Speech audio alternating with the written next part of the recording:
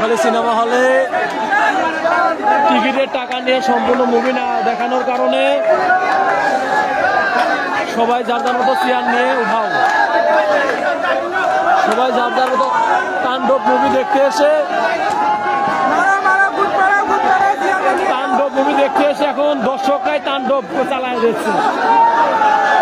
Kalukhali cinema হলে এখন তাণ্ডব হচ্ছে, এই তাণ্ডব কালোখালী, এই তাণ্ডব। ভাই আপনার একটা কথা বলেন, কি সমস্যা ভাই?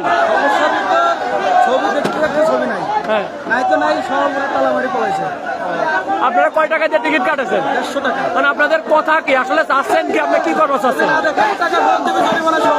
মানে টাকা খরচ দিয়ে দিই, তাই না? ছবি না